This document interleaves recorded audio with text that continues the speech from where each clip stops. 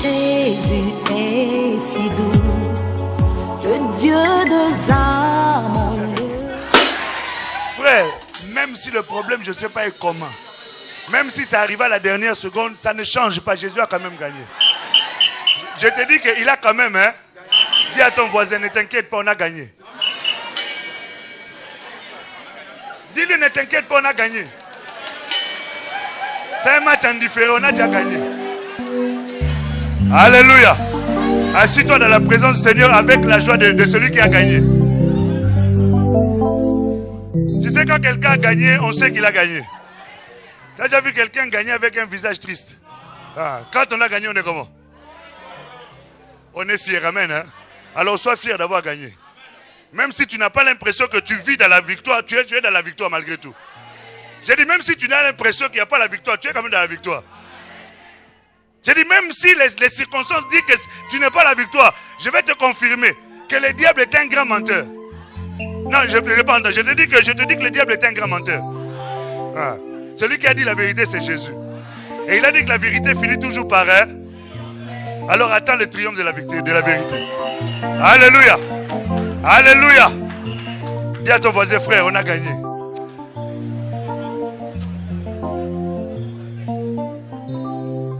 Même si ton mari est récalcitrant, tu as gagné quand même. Même si ton enfant est rebelle, tu as gagné. Même si on t'a pris tes papiers, on t'a dit demain tu pars en Afrique, tu as gagné. Même quelque chose, je t'ai dit tu as. Dis à ton voisin, on a gagné, frère. Même si le problème perdure au foyer, dis tu as. Même si ton mari te dit dis-lui j'ai quand même, hein. Même si le péché t'embête, dis-lui péché, j'ai quand même, hein. Tu ne continueras pas à m'embêter parce que la victoire finira par, hein. J'ai pas entendu. J'ai pas bien entendu. Gloire à Jésus. On a quand même, hein. Non, tu ne comprends pas. J'ai dit on a quand même, hein. Bon. On va prendre nos Bibles. Il n'y a pas de raison. Rien ne peut changer à la victoire de Jésus. Même si on t'attrape, on te met dans l'avion, on t'a mis les cracas. Tu arrives à Kinshasa, tu as quand même gagné.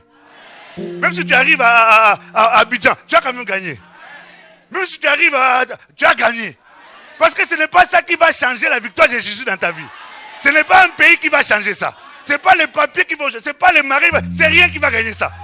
Est-ce que tu as compris? L'apôtre Paul dit, rien ne peut me séparer de la victoire que Dieu a manifestée de l'amour au travers de Jésus. Est-ce que tu as compris? Tu as gagné. J'ai dit tu as. Tu veux prendre ça comme un slogan, mais j'ai dit c'est pas un slogan parce qu'on a quand même, hein. Il faut croire à ces choses-là. Tu as gagné. Quel que soit le problème, je te rappelle cet après-midi. Parce que je te voyais, tu avais un visage de quelqu'un qui a perdu. Mais n'oublie pas que tu as. Tu sais, les réalités peuvent nous faire croire le contraire. Mais je te rassure, moi, ce matin, ou cet après-midi que tu as.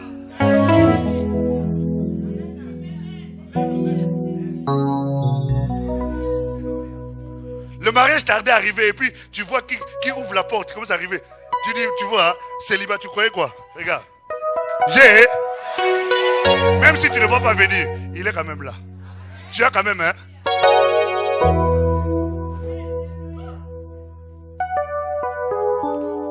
Nous allons continuer notre enseignement que nous avions commencé il y a 2 semaines. Nous sommes en train de parler sur quel est l'objectif. Quel est l'objectif? Nous avons dit qu'on ne peut pas atteindre un objectif si on ne sait pas d'où on est venu. Beaucoup de gens ont des vies perturbées parce qu'ils ne savent pas d'où ils viennent. Vous savez, nous, on travaille beaucoup avec les jeunes européens ou les jeunes maghrébins, avec d'autres adultes aussi. Et on s'est rendu compte que le fait que les gens... Je travaille dans le social. Et dans le milieu social, on sait voir la misère des hommes. Et on s'est rendu compte que beaucoup de gens ne connaissant pas leur origine, ça perturbe leur vie présente et leur vie future. Et c'est pour cela qu'il est important de savoir d'où tu viens, pour savoir où tu vas. Et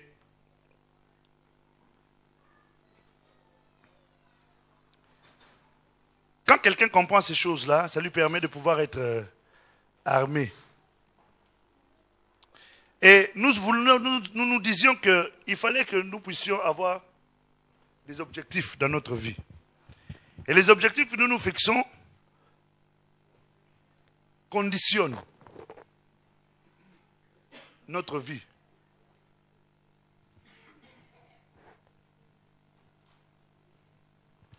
Et Dieu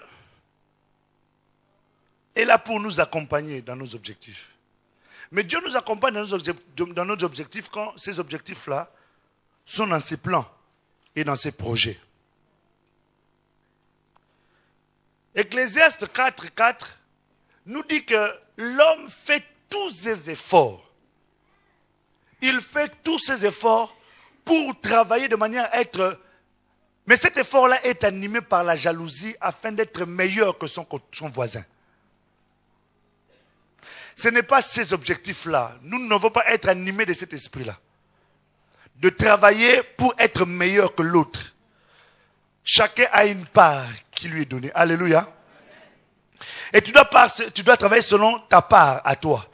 Et cela te permettra de t'épanouir parce que tu travailles par rapport à ce que tu as, et à ce que tu es, par rapport aux objectifs que Dieu t'a fixés. Et Dieu ne te fixe pas des objectifs par rapport à quelqu'un pour que tu concurrencies quelqu'un.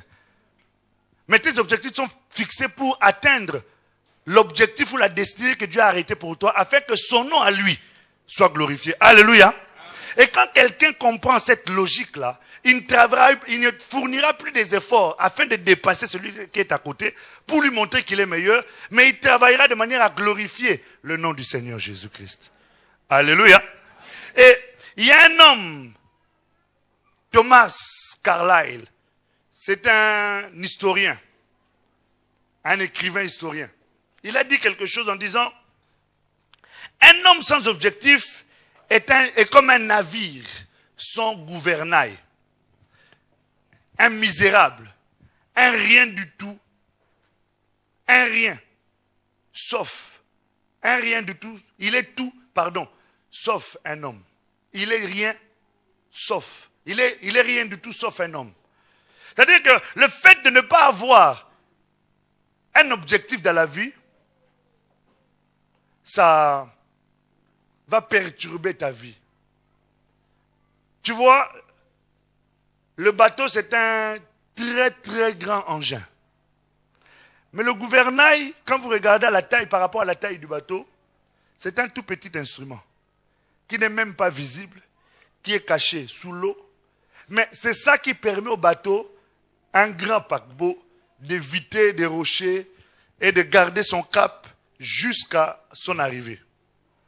Quand le gouvernail est cassé dans un bateau, le bateau va commencer à aller au gré du vent. Et ça peut aller faire des accidents et des dégâts. Et dans la vie de quelqu'un qui n'a pas des objectifs, c'est comme un bateau sans gouvernail.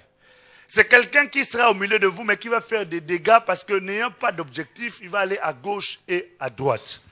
Alléluia. Et la vie de chacun de nous, que tu le veuilles ou non, est conduite par quelque chose. Nous sommes en train de parler de quel est ton objectif. Et là, nous parlons d'un point pour savoir quels sont les éléments qui ne doivent pas conduire ta vie. Et je disais que la vie de tout le monde est conduite par quelque chose. Et conduite. Et la plupart du moins, dans le dictionnaire plutôt, on nous donne la définition du mot conduire. Conduire veut dire contrôler, diriger, guider. C'est ça, le mot conduire. Et d'une manière ou d'une autre, tu conduis des choses. Tu peux conduire une équipe de louanges, tu peux conduire un groupe d'hommes, tu peux conduire ta maison, tu peux conduire ton affaire, tu peux conduire ta voiture. C'est toi qui guides la voiture. Quand il y a un accident de voiture, on essaie de savoir d'abord si la personne, quel était l'état de la personne qui conduisait. S'il était sous l'effet de l'alcool, s'il était sous l'effet de la drogue, s'il avait un problème. Pourquoi? Parce qu'une voiture ne peut pas sortir de la route si celui qui le guide ne l'envoie pas là-bas. Alléluia. Donc, ça veut dire que tu es le guide, c'est toi qui as le contrôle, c'est toi qui as la direction, c'est toi qui oriente les choses. Et il est important de savoir qu'est-ce qui peut guider ou conduire ta vie.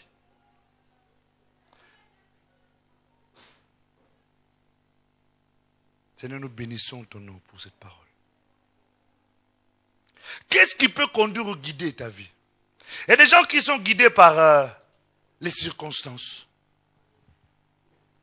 Qui sont guidés au gré des circonstances. Puisque c'est comme ça, ben moi aussi je m'y mets. En ce moment, tout le monde a envie de... Il y a eu plein de mariages. Donc, moi aussi je veux me marier. Tu vois, ça ce sont les circonstances. Et dans les milieux africains, et particulièrement des Congolais, des gens suivent beaucoup les circonstances. Comme tout le monde fait la livraison, eh ben, je fais la livraison. Tout le monde fait la gardiennage, eh ben, je fais les sociétés de gardiennage. Tout le monde fait l'échafaudage, eh ben, je fais l'échafaudage. Vous voyez, les circonstances sont en train de te conduire. En ce moment, tout le monde met les pantalons rouges. Eh ben, moi aussi, je mets pantalon rouge. Vous voyez, ça, ce sont les circonstances. Il y a des gens aussi qui sont conduits par les émotions. Et nous avons dit, lors de l'un de nos enseignements, sur la guérison intérieure, nous avions dit que quand on parle des émotions, il y a deux types d'émotions. Il y a les émotions positives et les émotions négatives. Quelqu'un peut être conduit par une émotion positive. C'est pour cela qu'il ne faut pas que tu prennes une décision parce que tu es content. Parce que quelqu'un qui prend une décision parce qu'il est content, il est conduit par cette émotion-là. Et il peut regretter d'avoir pris cette décision-là. C'est pour ça qu'il faudrait que tu fasses attention de ce qui te conduit. Jean-Baptiste, on lui a coupé la tête à cause d'une émotion positive. Ah, tu as bien dansé. Ah, waouh. Allez, qu'est-ce que tu veux que je te donne? Je vais la tête de Jean-Baptiste, allez. Les émotions. On ne doit pas être conduit par les émotions. Les émotions positives, les émotions négatives. Il faut toujours prendre le temps de sortir de cet état émotionnel. Quand quelqu'un tue une autre personne, on essaie de comprendre quel était son état émotionnel au moment où il a posé l'acte. Pourquoi? Parce que à cause d'une surexcitation, quelqu'un peut poser un acte. Et tu rentres à la maison, tu trouves ta femme ou ton mari avec quelqu'un d'autre. Cette émotion-là, cet état-là peut te pousser à aller prendre un revolver et quand tu tues comme ça, tu sais qu'on risque de ne pas trop te condamner parce que tu étais sous un état émotionnel. Alléluia. Ça peut être une circonstance atténuante. Mais enfin bref, c'est-à-dire que ce sont des choses qui peuvent conduire la vie de quelqu'un. Des choses qui peuvent guider la vie d'une personne. Il y a certaines personnes qui agissent par rapport aux souvenirs. Qui sont conduits par une obsession. Une obsession, c'est quelque chose qui te vient, pour laquelle tu as du mal à refuser ça. Jusqu'à ce que tu aies satisfait cela. C'est une obsession. Tant que tu n'as pas fait ça, tu n'es pas bien, tu n'es pas bien, tu n'es pas bien, tu n'es pas bien. Il faut que tu le fasses, il faut que tu le fasses. Ça peut être un café. Ah, j'ai pas compris mon café. J'ai pas compris mon café. J'ai pas compris mon café. Dis, j'ai pas compris. Jusqu'à ce que quand tu as pris ton café, tu te sens bien. Tu as compris? J'ai pas encore fumé. C'est obsessionnel. Il faut que je fume. Il faut que je fume. Il faut que je fume. Il faut que je fume. Il faut que je fume absolument. C'est une obsession. Il faut que je boive. Il faut que je boive. J'ai pas encore bu depuis ce matin. Tu vas dans un café. Monsieur, s'il vous plaît. Et pendant que tu es en train de boire le verre, tu sens la fraîcheur de la bière qui descend ici. Et pendant ce temps-là, il y a une profonde joie qui sort de ton cœur. Est-ce que tu sens ça? C'est une obsession. La masturbation, ça peut être une obsession. Et tu peux être conduit par ces choses-là. Tu peux être conduit par la superstition.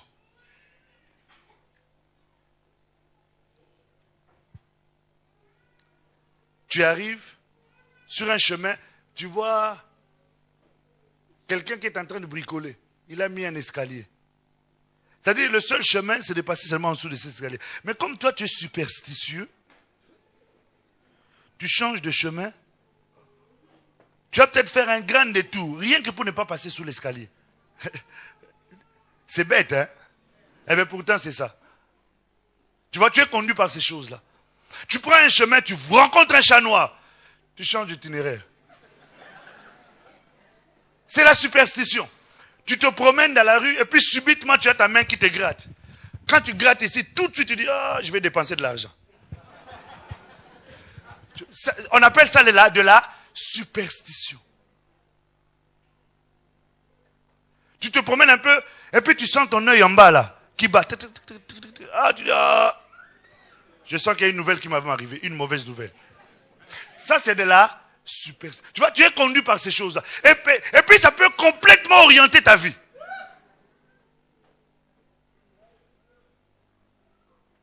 Pourquoi nous parlons de cela? Parce que nous avons des objectifs à atteindre.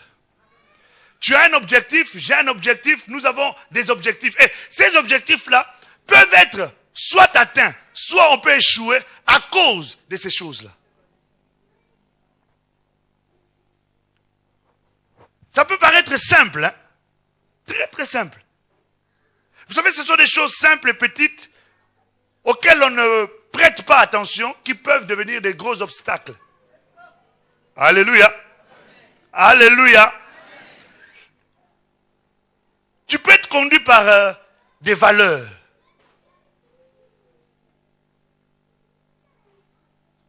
Des valeurs qu'on t'a inculquées. Tant que tu n'as pas fait ceci, tu ne te sentiras pas à l'aise. Il faut que je le fasse comme ceci. Et ces choses-là peuvent conditionner ta vie. Ça conditionne ta vie. C'est-à-dire, ça t'oblige à faire comme cela. Et il y a 5 éléments principalement dans la vie des êtres humains qui conditionnent leur vie.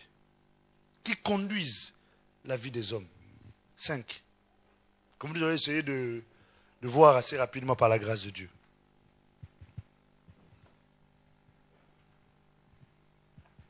Beaucoup de gens se laissent conduire en fait par la culpabilité.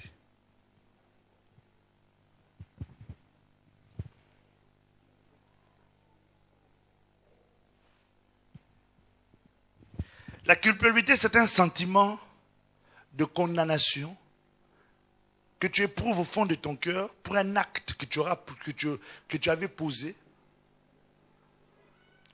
ou pour une situation qui t'est arrivée et pour laquelle tu as du mal à oublier. Et cette situation-là peut commencer à influencer, à conduire ta vie.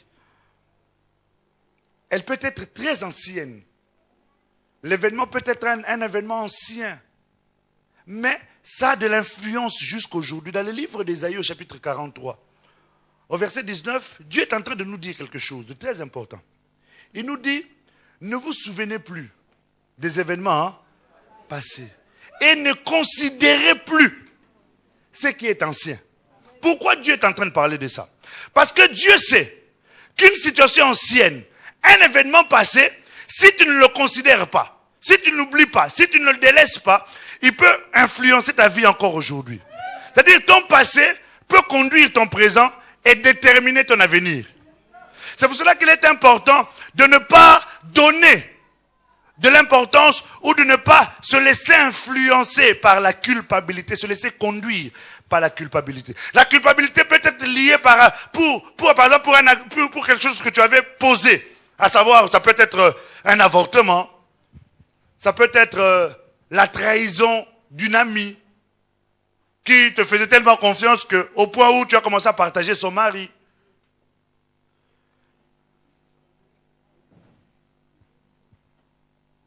Un ami qui t'était cher, qui te confiait ses secrets, mais derrière ça, tu en as profité pour l'escroquer. Et tu vis avec ce poids-là. Tu vis avec cette condamnation-là dans ton cœur. Ce qui fait que tout acte que tu veux poser devient maintenant quelque chose de pesant. Et à chaque fois que tu veux faire quelque chose, le diable aidant, il te rappelle toujours ce qui s'était passé hier. Ce qui fait que tu as du mal à faire les choses. Or, nous disons que nous sommes des instruments envoyés sur la terre pour être des canaux, des moyens par lesquels Dieu veut accomplir son objectif. Or, pour pouvoir accomplir un objectif avec Dieu, il faut au préalable être avec lui. Or, quelqu'un qui se sent coupable ne peut en aucune manière croire que Dieu puisse être avec lui. Alléluia. Ce qui fait que ça peut t'empêcher, ça peut empoisonner ta vie pour pouvoir être un canal par lequel Dieu veut accomplir son objectif. Tu me saisis? Ce qui fait que tu vas commencer à envier les autres, tu vas commencer à t'en prendre aux autres, mais le problème ce n'est pas les autres, le problème c'est toi. Le problème c'est que tu es en train de porter un poids pour lequel il y a quelqu'un qui s'est déjà chargé de ça. Alléluia. Tu vis avec des regrets. Tu vis toujours avec des regrets. Les regrets des événements qui se sont passés dans ta vie. Tu as aimé peut-être quelqu'un et cette personne est partie.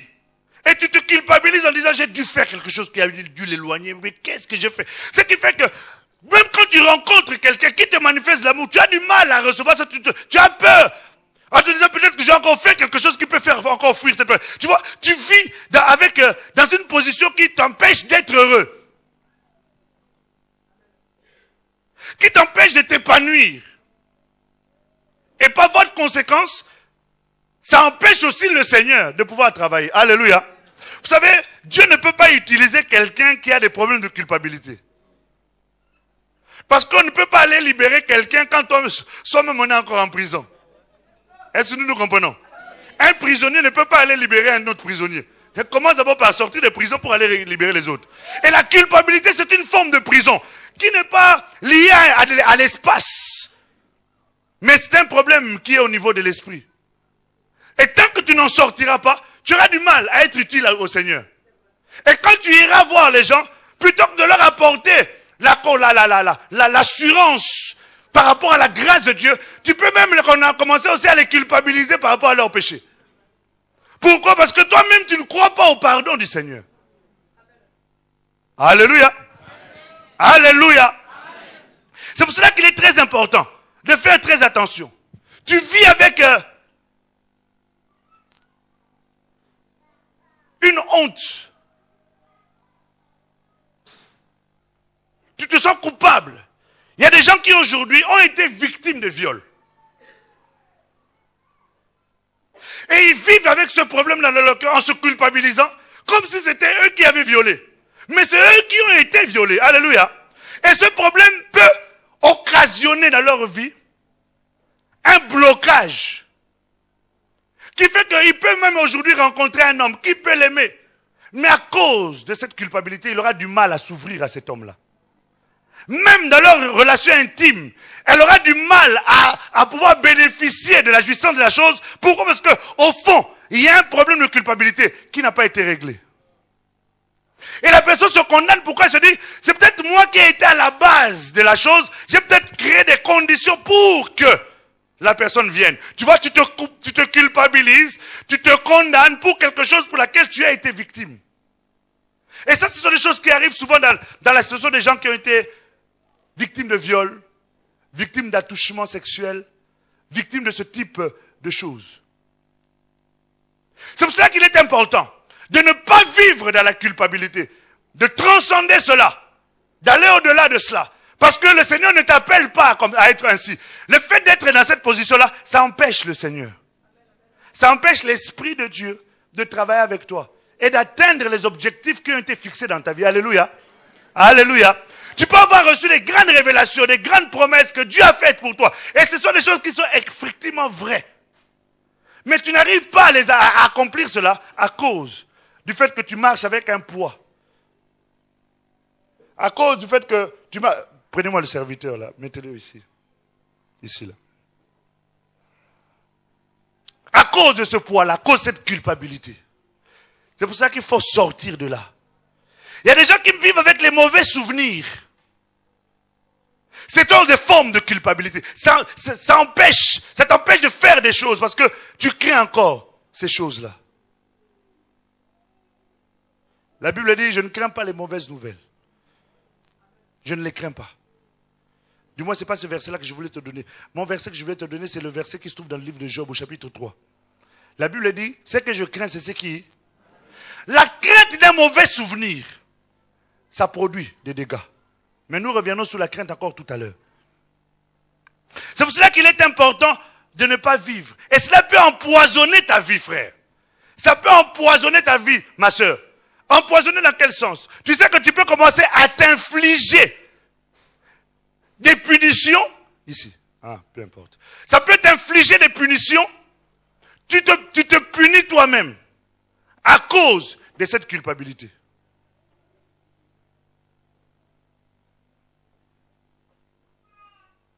Alléluia. Il y a déjà, à cause de la culpabilité, ils peuvent devenir des boulimiques. Ils mangent. C'est-à-dire qu'ils mangent à tout moment. Tu vois toujours quelqu'un en train de manger. Chewing-gum, bonbons. Dans son sac, il y a toujours quelque chose. Mais vous savez, ça peut être une forme de punition. Tu vois la personne qui grossit. Mais pourquoi tu grossis comme ça? Non. Tu peux lui dire, arrête de manger comme ça toi aussi. Regarde ta ligne et tout ça. Mais en fait, le problème ne se pose pas. Elle n'en a rien à faire de sa ligne. Ce n'est pas son problème, la ligne. Son problème, c'est la culpabilité. Quand elle aura réglé ce problème, elle réglera le reste. Mais tant qu'elle n'a pas réglé le problème de la culpabilité, vous avez beau lui dire, arrête de manger à toi aussi. Regarde aussi ta forme, je prends soin de toi. C'est pas ça qui incombe, qui compte pour elle. Ça peut être dans cet angle-là, comme ça peut être aussi aller dans l'autre côté. Quelqu'un devient anorexique. La personne ne mange plus, vous avez beau lui dire, mange, écoute aussi, mange quand même. C'est pas son problème. L'aliment, c'est pas son problème. Son problème provient d'une autre source. S'il règle ce problème-là, il va commencer à manger sans que vous lui dites de manger. Alléluia. Alléluia. Donc, il y a un problème annexe qui est lié à celui-là. C'est un problème de culpabilité. C'est-à-dire, la personne est en train de se punir elle-même. Alors que Dieu elle ne punit plus. Si vous lisez le livre de Psaume 32, versets 1 à 2. Psaume chapitre 32, versets 1 à 2, il est écrit. Heureux celui à qui la transgression est remise, à qui le péché est pardonné. Heureux l'homme à qui l'Éternel n'impute pas l'iniquité, et dans l'esprit duquel il n'y a point de fraude. Amen. Et inconsciemment, comme je disais, tu peux commencer à te punir. Au point où tu peux saboter ou compromettre ta réussite. La réussite personnelle et la réussite des projets ou des objectifs que Dieu veut faire avec toi. C'est pour cela qu'il est important. Quel est ton objectif? Mon objectif, c'est de satisfaire les plans du Seigneur. Mais pour satisfaire les plans du Seigneur, il faut enlever les choses qui, dans ta vie, deviennent des obstacles pour le Saint-Esprit. On nous dit ici, heureux l'homme à qui l'Éternel n'impute pas d'iniquité et dans l'esprit duquel il n'y a pas de fraude. On dit heureux celui à qui. Je vais lire le psaume pour que ce soit simple. Heureux celui à qui la transgression est remise, à qui le péché est pardonné. Quand Dieu pardonne, je vais te répéter cela que tu l'entendes. Quand Dieu pardonne, il oublie. Je te dis et je te le répète. Quand Dieu pardonne, Dieu oublie. C'est-à-dire que Dieu, l'homme peut te regarder avec les yeux d'hier. Celle-là, là. Mais Dieu, il te regarde avec les yeux de demain. Dieu te regarde avec les yeux de demain. Pourquoi? Parce que demain, tu n'as encore rien fait. Pour demain, tu es innocent. Alléluia. C'est avec ce regard-là que Dieu te regarde. Parce que demain, il n'y a encore rien de fait. Et Dieu te considère comme quelqu'un qui n'a rien fait. Et il oublie. Surtout, Dieu oublie. Mais la culpabilité te fait croire que Dieu n'a pas oublié et qu'il ne t'a pas pardonné. Ce qui fait que tu vis avec un poids pour lequel Dieu ne le porte plus. La Bible déclare, si quelqu'un confesse son péché, Dieu est fidèle et juste pour le pardonner et le purifier. Donc, il faut que tu sortes de cet état-là, de la culpabilité. Et dans le livre de Romains, on nous dit, il n'y a plus. Je répète, il n'y a plus. Quand on dit qu'il n'y a plus, c'est que ne recherche pas encore quelque chose là-bas. Il n'y a plus de condamnation pour ceux qui sont en Jésus. Il y a des gens qui sont en Jésus, mais qui se sentent encore condamnés. Condamnés d'avoir tué, condamnés d'avoir trahi, condamnés d'avoir menti, condamnés d'avoir ceci ou cela. Alors, ça peut devenir, comme je disais, un obstacle. Ôte cela. Dis à ton voisin, ôte l'obstacle de la culpabilité. Dis-le. Frère, tu es justifié. Quelqu'un pour qui tu devais aller en prison. On a lu comment on appelle ça? Non, pas la sentence. Hein? Les chefs, merci. Le chef d'accusation, on sent qu'on a affaire à un juriste. Les chefs d'accusation. Et ton chef d'accusation, on l'a lu. Il y a eu un avocat. C'est-à-dire cet avocat-là, quand lui, il entre au tribunal, et quelle que soit ta situation, je te dis que tu sortiras là-bas acquitté. Quand cet avocat-là prend en charge ta situation, je te dis, quel que soit le chef d'accusation, tu sortiras de là-bas. Dis à ton voisin, tu es déjà acquitté. Tu es déjà acquitté. Tu as entendu? Tu es acquitté. Et le livre de Jean nous dit, 1 Jean nous dit, nous avons un avocat auprès du Père. C'est-à-dire que quand le diable vient dire, ouais, de toutes les façons, cette femme-là, tu ne peux pas la bénir. C'est une prostituée. L'avocat dit, oui, monsieur le juge. Je confirme, c'est une prostituée. Mais j'avais payé le prix à la croix. J'avais versé mon sang pour elle, monsieur le juge. Et le juge dit, effectivement, j'ai vu le sang. À cause de cela, vous êtes acquitté. J'ai dit, tu es... Non, je t'ai dit, tu es... Ne vis plus de la culpabilité. Même si tu avais trompé ton mari, même si tu avais trompé ta femme, même si tu avais violé ton enfant, si tu étais venu sincèrement devant le Seigneur et tu as regretté l'acte que tu avais posé, je te dis, tu es... Acclame Jésus, cet avocat si formidable.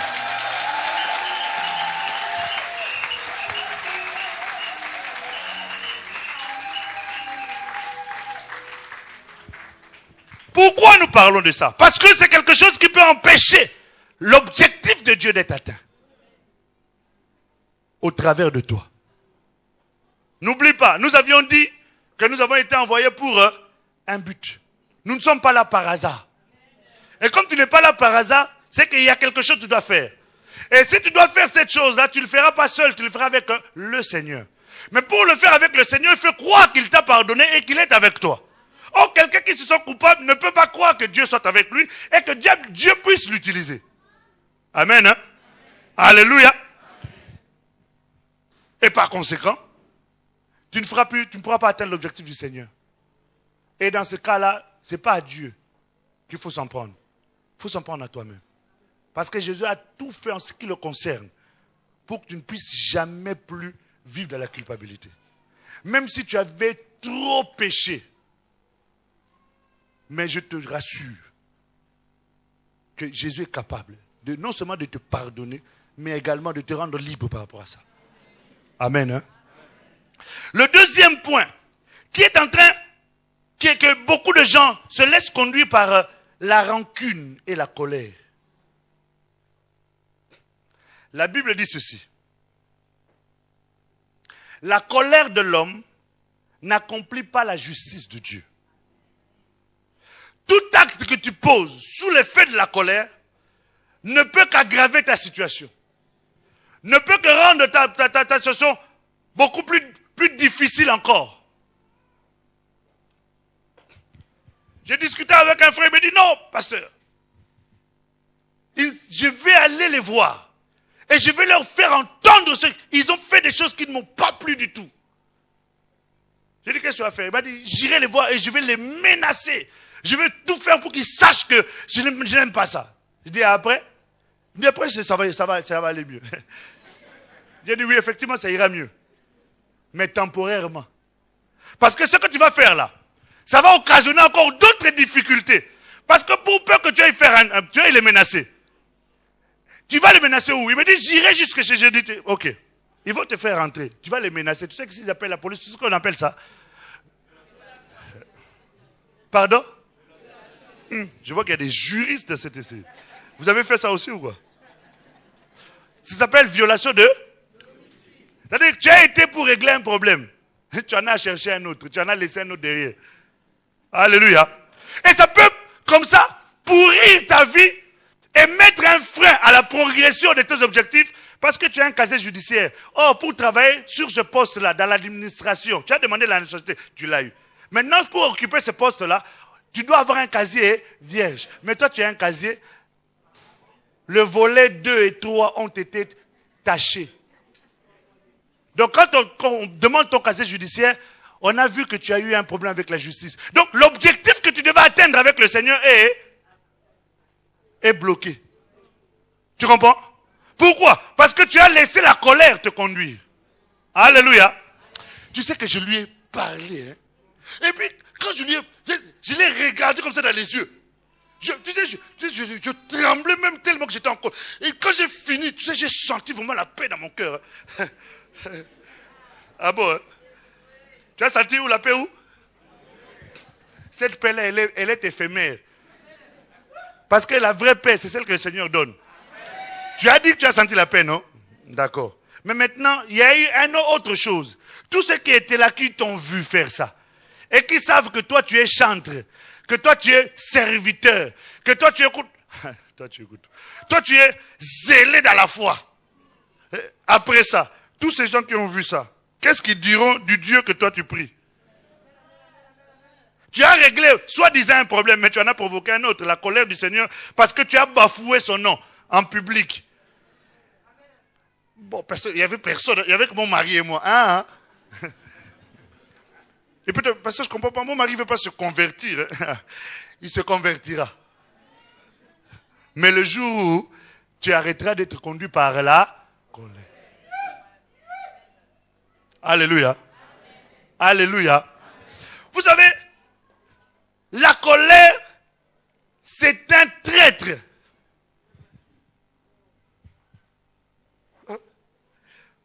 La colère est un traître. Vous savez comment les traîtres font? Il vient dire, sœur Vigoureux, il y a la sœur Afi qui a dit que toi tu avais fait ceci, tu as fait cela. Il va vers la sœur Afi. Sœur Afi. J'étais avec la sœur Vigoureux aujourd'hui, tu sais. Il y a des gens qui viennent à l'église, vraiment on se pose la question, ils sont convertis. Pourquoi? Je n'ai pas dit toi aussi quand on va te parler. Non, dis. J'étais avec. Tu sais ce qu'elle m'a dit sur toi? Ta robe là de 1998. Pourquoi je dis c'est un traître? Après il s'en va. Il va se mettre dans un petit coin.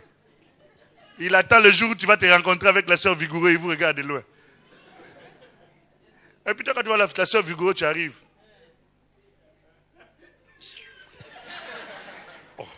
Alors la sœur Vigoureux ne comprend pas. Pourquoi tu lui as fait ça? Ma sœur, qu'est-ce qu'il y a? Pourquoi tu m'as regardé comme ça? Pourquoi? Toi tu blagues, hein? Tu me dis pourquoi? Ça veut dire que tu ne sais pas. Lui, il est à côté, il regarde. C'est bien.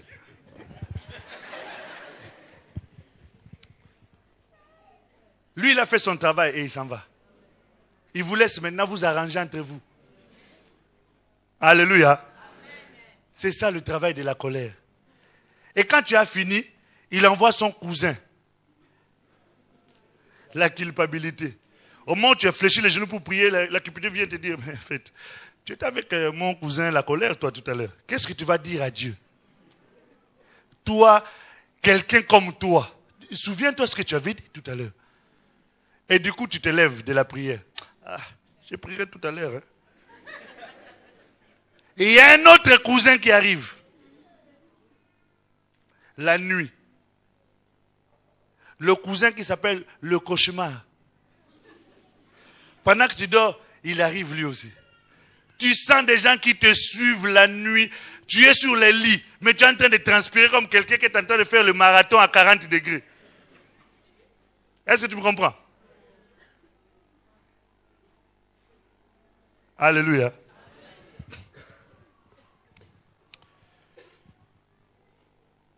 Ça, c'est le travail. Et tout cela, ça empêche le Seigneur d'atteindre son objectif au travers de toi. Amen. Alléluia. Il y a un autre, la rancune. La rancune, c'est cette disposition du cœur à garder toutes les mauvaises choses qu'on te fait et à les ressortir au moment où tu estimes que c'est le bon. Parce que la rancune marche souvent avec la vengeance.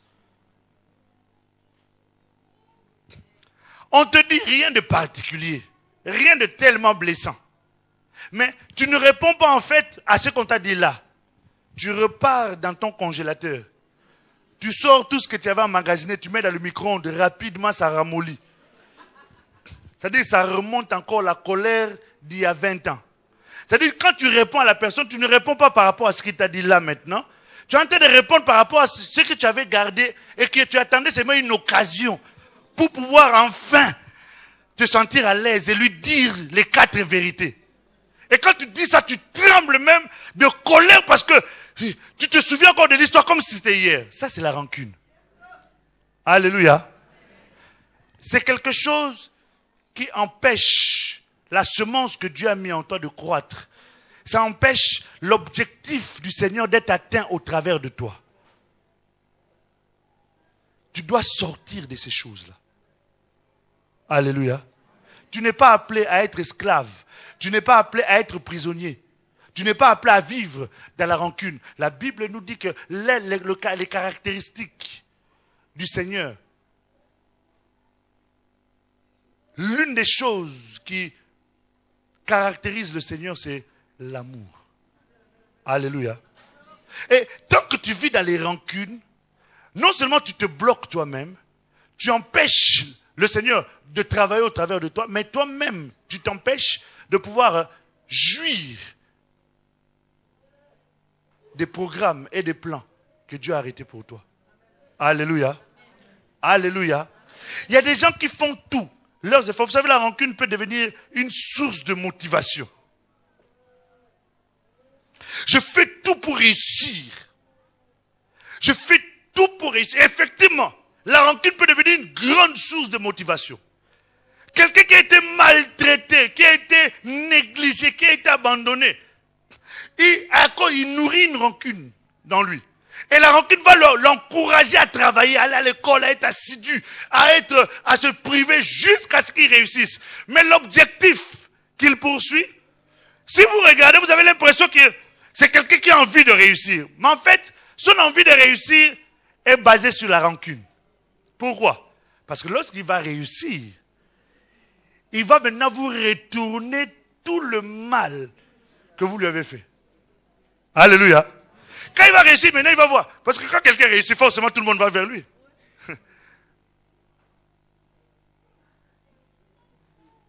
Avant de te donner quelque chose, en fait, tonton, tu m'as demandé, c'est ça, hein?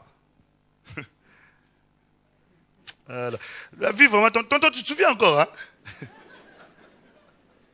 Quand nous étions petits. André, donne à tonton l'argent qu'il a demandé. Tu te souviens? Il te donne l'argent en te rappelant le mal que tu lui as fait. Est-ce que tu me comprends? La rancune, vous savez, c'est quelque chose de destructeur. Pourquoi c'est destructeur? Parce que eux, ils ont peut-être oublié. Mais toi, tu souffres de ça. Alléluia. Alléluia. Et Dieu est en train de nous dire que celui qui vit selon la colère Regarde.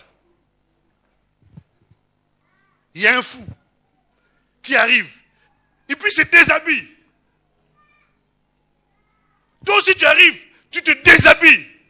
Et puis les gens viennent dire, oh, mais qu'est-ce qui se passe? Pourquoi vous vous déshabillez comme ça? Il dit, non, non, c'est ce fou-là, là. Et puis quand on se regarde, on te regarde, on se tourne, on te regarde, toi aussi tu es nu. Alors il faut se poser la question, qui est fou dans l'histoire? Job chapitre 5, verset 2.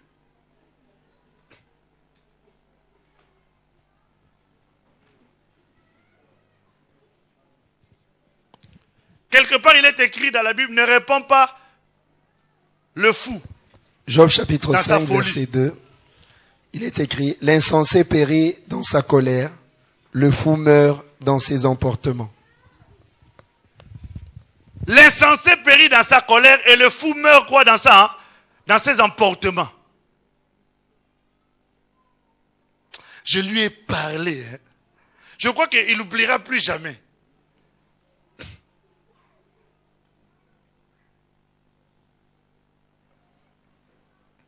Quand je te dis que tu es nu, le fou vient, il est nu, toi aussi tu viens, tu te déshabilles. Tu sais qu'il m'avait énervé, je lui ai parlé vraiment. Elle m'a dit des choses qui m'ont énervé. Et qu'est-ce que tu as fait? Moi aussi je me suis énervé. D'accord. Quand quelqu'un vient, il vous pose la question dans l'histoire, qui a commencé? Non, c'est lui qui a commencé. Et il a commencé, ça m'a énervé. Le fait que tu aies répondu par la folie. Parce qu'on a dit que celui qui s'emporte était quoi? Vous êtes avec moi? Vous avez lu le verset, non? Celui qui s'emporte, on l'a appelé comment? Pardon? C'est pas moi. Oui, non, c'est pas toi, tu es sûr. Mais dans l'histoire, on t'a trouvé aussi nu. Alléluia. Même si tu dis que tu n'es pas fou. Mais les comportements que tu as affichés, l'attitude que tu as affichée, c'est l'attitude d'un fou. Or, on a dit que la maison du juste, elle est bâtie avec la sagesse. Alléluia. Et le sage et l'insensé, on ne sait plus qui est qui. Pourquoi? Parce que tu as répondu au fou par sa folie. Amen. Hein? Alléluia. Et quand tu agis ainsi, tu empêches l'Esprit de Dieu, tu empêches le Seigneur d'agir et d'atteindre ses objectifs au travers de toi. Peut-être l'objectif c'était de gagner cette personne-là. Mais plutôt que de gagner cette personne, tu t'es comporté comme un fou.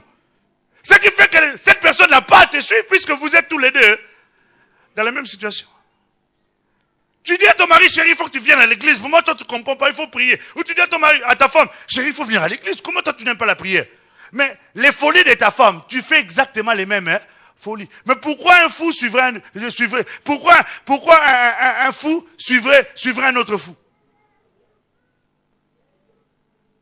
Au contraire, si tu as envie de sortir de ta folie, tu suivras le sage. Alléluia. Mais ton attitude est une attitude ou de folle. Dis à ton voisin, il ne faut pas être fou.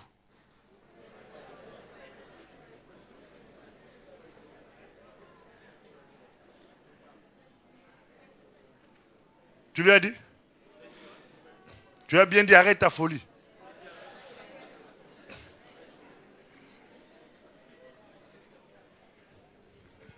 Nous enchaînons. Parce qu'il y a encore deux cas. Beaucoup de gens se laissent conduire par la peur. Et nous ne tarderons pas là-dessus parce qu'on nous avait parlé sur le prépuce.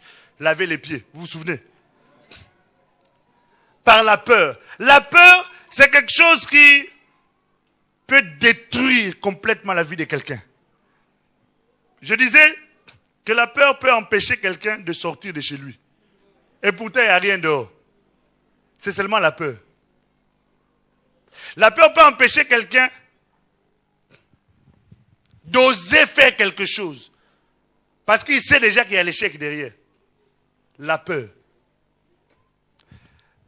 L'élément capital que Dieu utilise pour pouvoir manifester sa gloire au travers d'une personne et l'emmener à atteindre les objectifs, c'est la foi.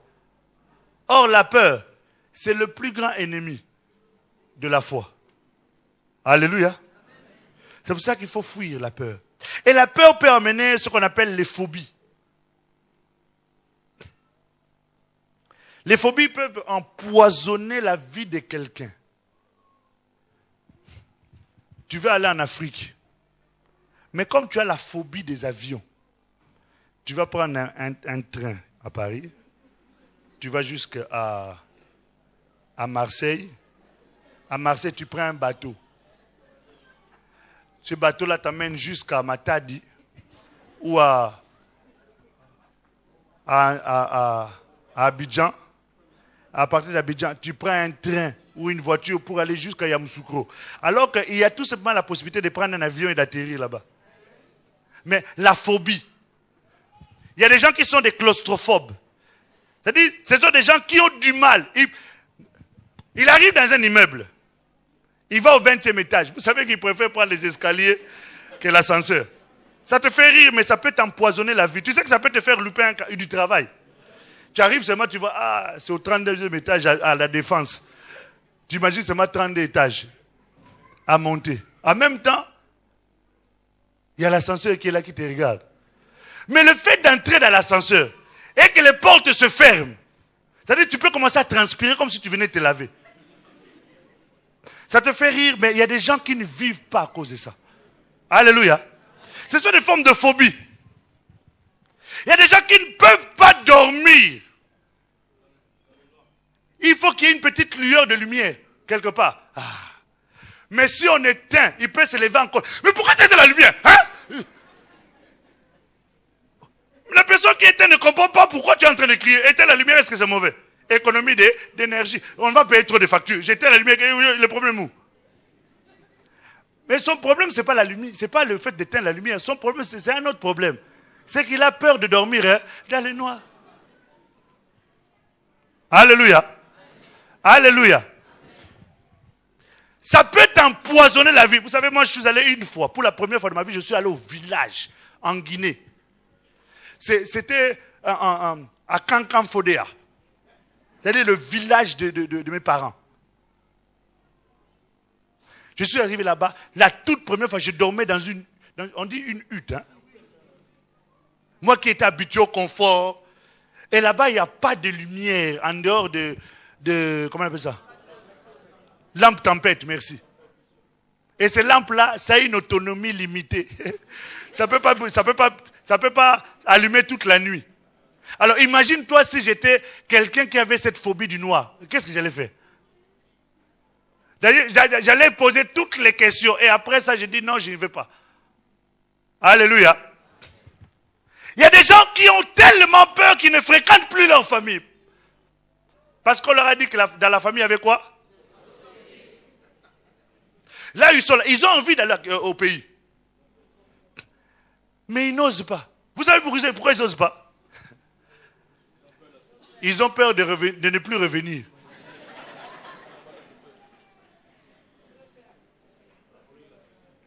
Son père est mort. Sa mère est morte. Ses frères sont en train de partir l'un après l'autre. Mais est-ce que tu as dit, non, je vous ai déjà envoyé Western Union. Va chez Lambert. Chez Kid Express, je fais la pub. Ils ne m'ont pas payé malheureusement. Mais quand est-ce que toi-même tu viendras? Qui va aller là-bas? Il blague. Hein? Mais un sorcier n'a pas besoin que tu ailles là-bas pour qu'il puisse te prendre. Hein? Alléluia.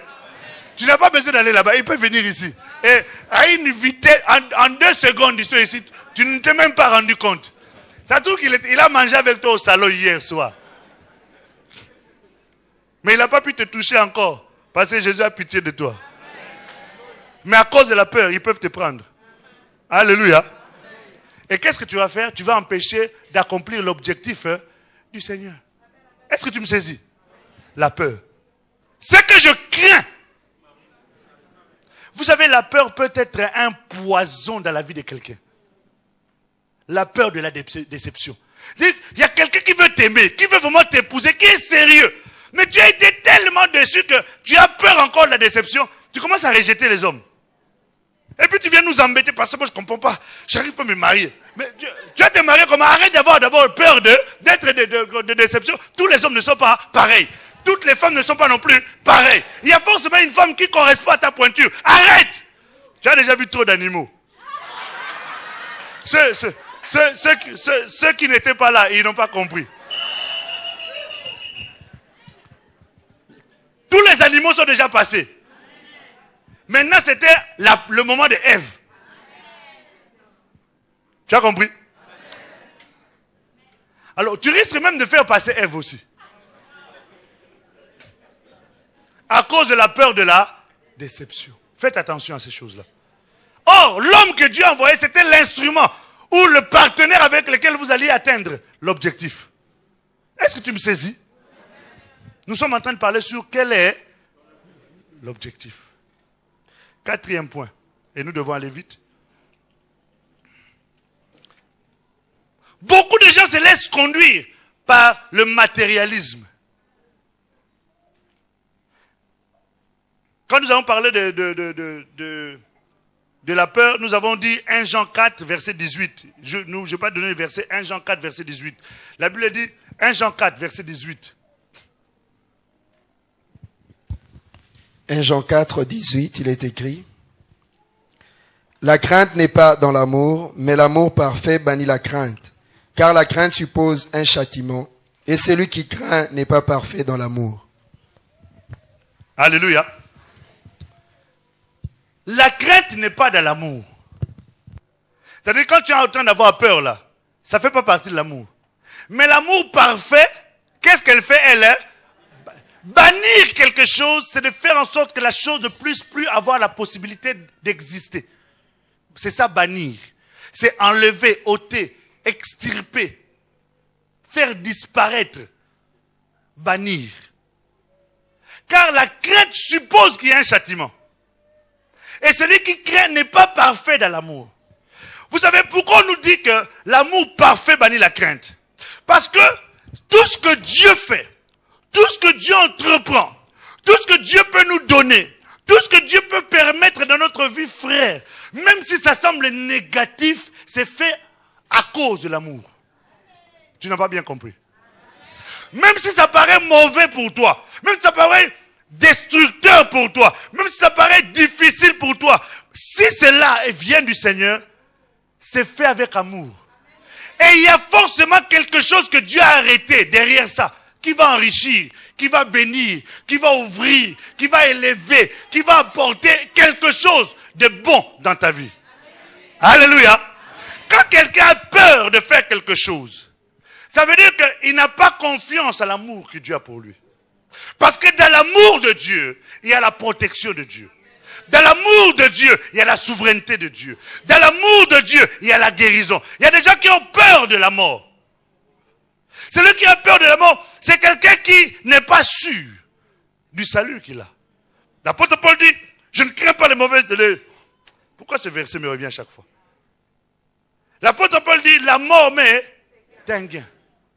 C'est qu'il sait là où il va. Il sait que quand je pars d'ici, il y a des choses meilleures qui m'attendent. Donc il est mieux que je meure. Parce qu'en mourant, là-bas on m'attend.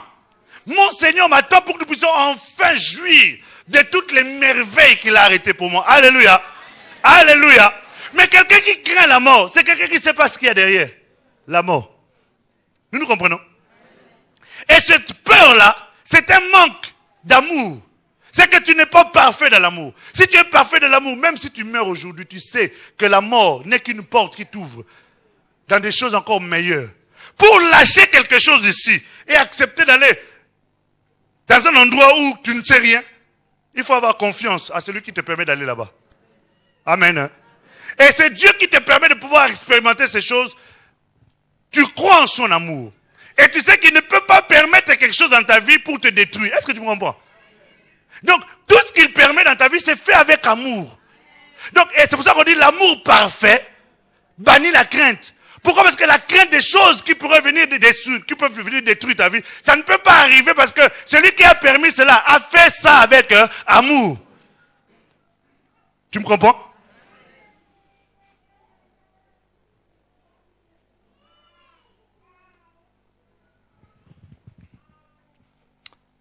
Nous enchaînons. On a dit beaucoup de gens se laissent conduire par le matérialisme. C'est-à-dire pour eux, ils ont l'impression que la valeur d'une personne est liée à l'épaisseur de son portefeuille. On nous avait parlé de cela encore la dernière fois. Que la valeur d'une personne est liée à la grosseur de son portefeuille. Tu peux avoir plein d'argent. Mais ce n'est pas ça qui fera que tu puisses être heureux ou respecté. Si les gens te respectent, c'est à cause du portefeuille. Mais le jour où tu n'en auras pas, ils vont te balayer comme s'il n'y a rien. D'ailleurs, même quand tu donnes, derrière, ils te critiquent. Quand tu donnes, derrière, ils rigolent. Qu'est-ce que c'est quoi? On va la piller, on va voir. Tu as entendu? C'est comme ça qu'on parle de toi. On va la piller. Qu'est-ce que c'est quoi? On va la plumer.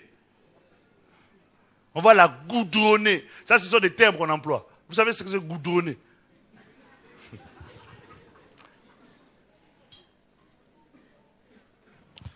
Ta valeur ne dépend pas de ton argent. Ta valeur dépend de la relation que tu as avec Jésus. Alléluia. Je répète, ta valeur dépend de ta communion, de ta relation avec le Seigneur. Tu peux ne rien avoir, mais Dieu te considère. Comme tu peux avoir beaucoup et Dieu n'a rien à faire avec toi. Amen. Hein? Et pour atteindre les objectifs du Seigneur, Dieu n'a pas besoin que tu aies de l'argent. Lui-même, il se pourvoit lui-même. Alléluia. Et mon Seigneur se pourvoira. C'est-à-dire, Dieu a une provision pour les visions qu'il donne. Le matérialisme peut détruire un ministère, peut détruire un foyer, peut détruire une amitié, peut détruire une famille. Quelqu'un qui est conduit par le matérialisme, il peut commencer à vous prêcher des messages seulement pour vous soutirer de l'argent. Géasi était un bon serviteur à côté d'Élisée, un homme puissant, en parole et en œuvre.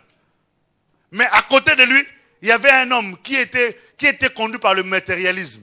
À un moment donné, tu as beau te cacher, frère, ça finira par se manifester. Alléluia. Tout ce que je te dirai, tout ce que je ferai, ce sont ces choses qui seront liées à l'argent ou au matériel. Pasteur, tu peux venir à la maison? Tu sais qu'un homme de Dieu ne peut pas venir comme ça. Hein? Pasteur, je peux venir te voir? Oui, pas de problème. Mais tu sais qu'on ne vient pas voir un homme de Dieu les mains vides. Mais pourquoi? Tu comprends? Tu vois où le matérialisme peut emmener? Alléluia.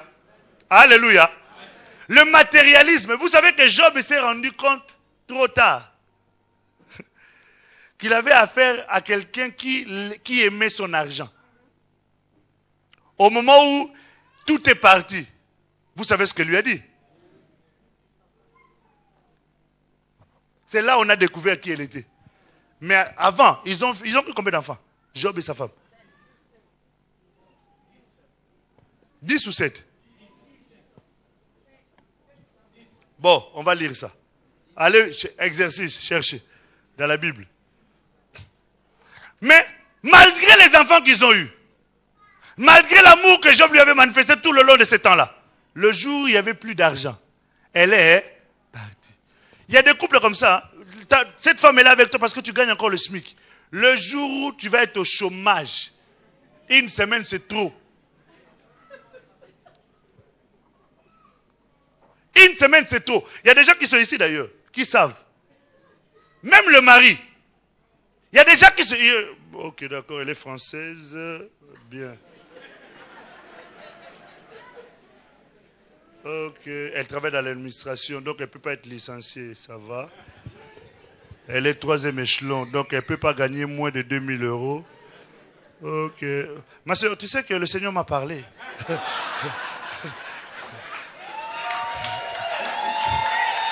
Le Seigneur m'a parlé. Je vais te dire une chose et je confirme. Les mariages par prophétie, il faut faire très attention à ces histoires-là. Le jour où par malheur, pour faute grave, parce que les fonctionnaires ont les licenciés aussi, pour faute grave ou faute lourde, sans indemnité, licenciement. Tu vas voir ton mari là, qui était toujours mielleux à la fin du mois. Chérie, Chérie, tu veux du lait? Le soir, chérie, tu veux la verveine? Le jour où on va te licencier. Toi aussi par malheur, chérie, tu peux m'emmener la verveine? Dis, lève-toi. Alléluia. Ah.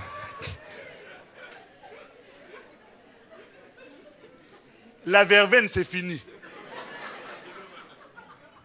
Va chercher ton verre, va chauffer ton micro-ondes tout seul, va mettre ta bouilloire tout seul, j'ai pas le temps. Le matérialisme, ça peut détruire un ministère. Ça peut détruire. Vous savez, si cette église existe encore, quelque part, c'est parce que Dieu nous a délivrés du matérialisme. Si ce n'était pas ça, je ne sais pas dans combien d'églises africaines, ici à Paris, enfin africaines, comprenez, hein, dont les conducteurs sont des Africains. Africains dans la chair. Parce qu'en réalité, nous sommes des citoyens du céleste. Qui peuvent avoir 200, 300 000 euros sur le compte et qui acceptent. Vous savez, j'avais une voiture qu'on appelle « Il mourra demain ». Ma fille Liliane est au courant. Tu te souviens Liliane? Je suis allé, je devais la raccompagner chez elle. Heureusement d'ailleurs qu'elle était là. Parce que pendant qu'elle essuyait le pare-brise, moi j'essayais de faire l'essuie-glace. Ah Seigneur Jésus. Et bien aimé, quand on faisait ça, on venait prêcher avec joie, avec bonheur. Et on était heureux de servir le Seigneur. Alléluia. Mais si ce n'était pas ça, vous m'auriez acheté des Cherokees ici. Et t'inquiète pas, on aurait su comment faire sortir l'argent. Alléluia. Le matérialisme peut changer ton évangile. Je suis allé à Kinshasa. Les gens me disaient, mais quand je suis allé, ils m'ont invité. J'ai commencé à prêcher. J'ai prêché. Au départ, quand j'ai prêché, je disais, Amen, Amen, Alléluia, Amen. Je me suis dit, oh, c'est bizarre. Amen, Amen. Et puis, au fur et à mesure que j'évoluais dans mon message, j'ai commencé à toucher des choses qui touchent l'intimité de la vie des gens. Plus d'amen. Plus d'amen. Jusqu'à la fin, j'ai fini. Tout le monde me regarde comme ça. C'est-à-dire, quand j'ai regardé certains visages, le message que je reprenais, c'est de dire, dis gars, finis ton histoire et pars. Pourquoi? Parce que les messages qu'on leur donne, c'est des messages qui les cajolent, qui les encouragent. Tu voyageras, tu te marieras, tu seras élève, tu t'élèveras, tu prospéreras. C'est vrai, toutes ces choses-là. Mais, tu te sanctifieras aussi. Tu te purifieras aussi. Tu comprends ce que je veux dire? Voilà. Amen, hein? Alléluia. Et quand on parle du matérialisme, les gens ne sont pas contents. Parce que c'est quelque chose qui est en eux. Il y a des gens aujourd'hui, pour aller prêcher, il faut qu'il y ait d'abord une enveloppe. S'il n'y a pas d'enveloppe, je ne viens pas. D'abord l'enveloppe, après je viens. Et il peut trouver des arguments dans la Bible. De toute façon, c'est le ministère, tout ça, tout ça. L'ouvrier mérite son salaire. Celui qui prêche l'évangile sera nourri par l'évangile. C'est cela. Mais tu n'as pas imposé aux gens. Alléluia. Acquérir les biens matériels devient un objectif. Il poursuit cela avec force. Et tant qu'il n'a pas encore atteint ça, il ne lâchera pas. Il est prêt à tout détruire autour de lui pourvu que je puisse atteindre cet objectif-là. Il est conduit par le matérialisme. Il est conduit par le bien de ce monde. Et celui qui aime ces choses-là, il devient ami de Dieu. Il devient ennemi de Dieu. Et puis celui qui a l'amour du monde devient ennemi de Dieu. Et dans le premier livre de Timothée, chapitre 6, verset 10, vous lirez cela. L'amour de l'argent, parce que c'est l'argent qui procure toutes ces choses-là. Et la racine de tous les maux, c'est-à-dire de toutes les maladies. La vraie sécurité et dans ce que personne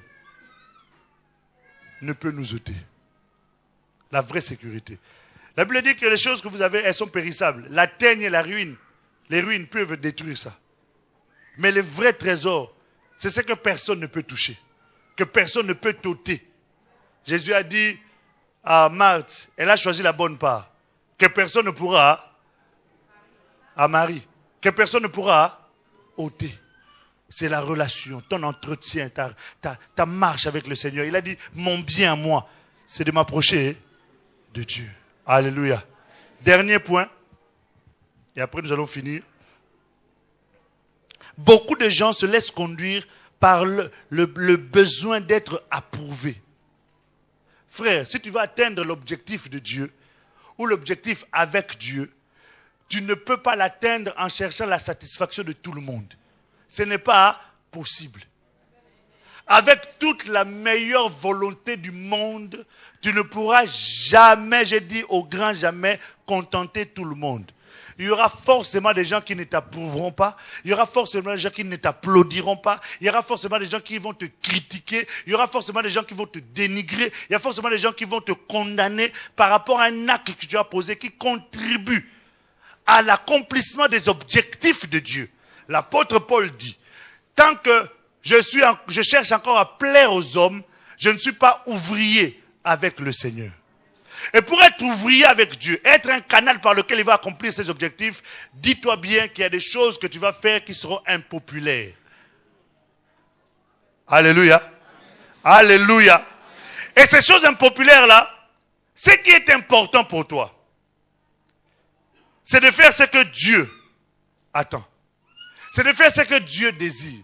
Ce n'est pas ce que les hommes vont accepter. Il y a des gens qui ont fait des études ici, qui n'avaient même pas envie d'être médecins, qui n'avaient pas envie d'être ingénieurs, mais pour l'approbation de leurs parents, ils ont pris cette filière-là. Maintenant, là, ils sont malheureux, parce que chaque matin, quand ils se lèvent, hormis la satisfaction du salaire, ils ne prennent aucun plaisir à ce qu'ils font. Pourquoi? J'ai voulu être approuvé par mon père et par ma mère. Il y a des gens qui mettent en péril leur couple. Il est marié, père de 3 enfants. Il a eu le temps de s'asseoir, de discuter avec sa femme, de faire des programmes, arrêter des choses. Ok, pas de problème. Mettons-nous en prière. Il sort. On va commencer demain. Il va il va rendre visite à ses parents. En causant avec sa maman. Oh, tu sais, maman, en fait, on a... Comment?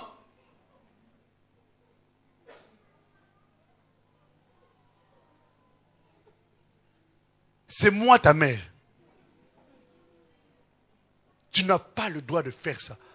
Il rentre à me chérie. Bon, on avait dit qu'on avait commencé la prière. Je crois que la prière, là, on va plutôt demander quelle est la volonté de Dieu. Vous saviez déjà quelle était la volonté de Dieu. Mais c'est parce que tu as voulu approuver. Être approuvé de ta mère, être approuvé de ton père, être approuvé de tes amis, que tu as changé le programme que tu avais fait avec ta femme. Alléluia. Et tu sais, à un moment donné, ta femme va commencer à se considérer comme quelqu'un d'inutile. Pourquoi? Parce que tu as tendance à écouter ceux de l'extérieur plutôt qu'elle. À un moment donné, elle va commencer à faire des choses pour te déranger et te mettre mal à l'aise pour peu qu'elle ne connaisse pas le Seigneur. Amen. Hein? Alléluia. Alléluia. Tu comprends que le désir d'être approuvé, même quelquefois on peut prêcher ici, nous ne dirons pas forcément les choses qui vont faire plaisir. Nous pouvons vous dire les choses qui peuvent être des choses difficiles à accepter. Mais puisque c'est ça que nous devons faire, nous le ferons. Alléluia. Si quelqu'un est indiscipliné à l'église, on peut le sanctionner et le livrer entre les mains de Satan. Ça fait partie de la parole. D'autres personnes seront offusquées. Oh, comment? Il manque d'amour. Comment on peut livrer quelqu'un à Satan? Mais on lui a déjà repris 1 fois. On l'a repris 2 fois. On l'a repris 3 fois. Il continue. On va le livrer entre les mains de Satan. Qui sont ceux qui sont d'accord? Voilà, il n'y en a pas beaucoup. Hein. C'est une décision impopulaire, mais c'est comme ça. Pourquoi si on ne fait pas ça, mais ça va semer les désordres. Alléluia. Alléluia. Un prédicateur ne peut pas se lever ici pour dire n'importe quoi. S'il se lève et dit n'importe quoi, il peut être aussi sanctionné sévèrement. Alléluia. Eh oui.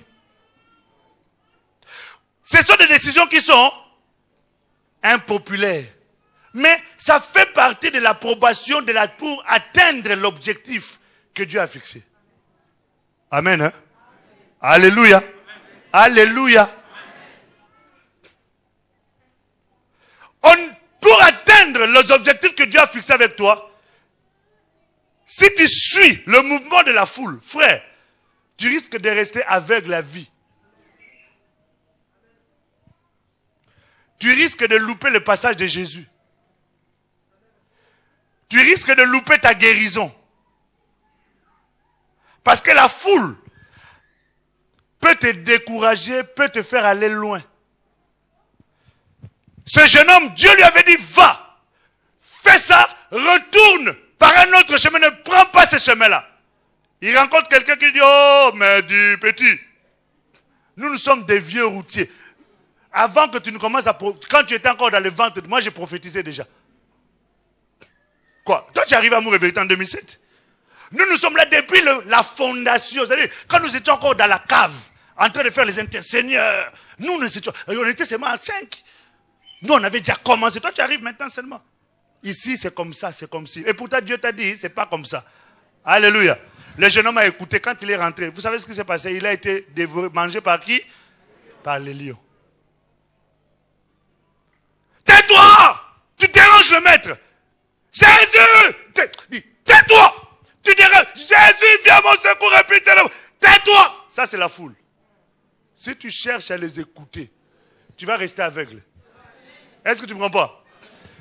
Ah, la foule est là, mais il faut que j'aille toucher chez Jésus là. Comment je peux faire? Allez, je commence à me faufiler. Ah, mais il y a trop de gens. Laisse tomber. Si tu suis ça, tu vas rester malade toute ta vie. Tu as compris? Et pourtant, chez Dieu, ce n'est pas la guérison qui manque. Ce n'est pas le miracle qui manque. Mais le premier qui se pose à toi, c'est que tu es en train de faire, de chercher à plaire aux gens. Tu es en train d'écouter le mouvement de la foule. Le mouvement de la foule peut t'emporter. Alléluia. Ça peut t'emmener. Oh, mais toi aussi, tu prêches bien. Hein? Après tout. Pourquoi tu acceptes seulement que tu sois... Pourquoi tu ne fais pas ton église, toi? Fais aussi. Hein? On est derrière toi.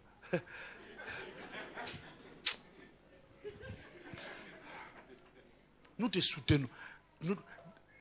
Tu connais mon projet là, Jacqueline? Mon projet là. Tout l'argent que je vais avoir, c'est pour notre temple. On va acheter le temple avant eux. Ça c'est Ecclésiaste 4:4. Si tu suis ça, tu es en train de signer ton arrêt de mort. Alléluia. La rébellion n'a jamais payé en quoi que ce soit. Ça a toujours été source de problèmes. Consultez la Bible. Regardez toutes les personnes qui sont passées dans la rébellion. Quelle a été leur fin? Dites-moi une seule de ces personnes qui a fini bien. S'il y en a un, viens me montrer dans la Bible. Tous ont péri. Parce qu'ils ont voulu suivre l'approbation. Faire plaire aux hommes. On lui a dit, toi on te fait prophète, tu seras le prophète de Moïse. Tu as compris? Oui. Moïse, toi je te fais Dieu. Tu as compris? Oui. Moïse est parti. Quand Moïse est parti, on lui dit. Tu sais que ça fait longtemps que Moïse est parti. Hein? Des histoires là. Oh Dieu va faire. Oh, ça fait longtemps.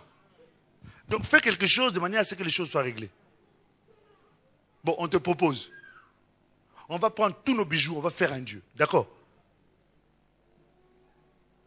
C'est Dieu qui lui avait parlé. Hein? Mais pour l'approbation des hommes, il a fait un veau d'or. Alléluia. Faites attention. Tu peux aussi faire un veau d'or. À cause des hommes. Tu as compris? Tu peux faire un veau d'or. Et tu passes à côté de l'objectif du Seigneur. Ok.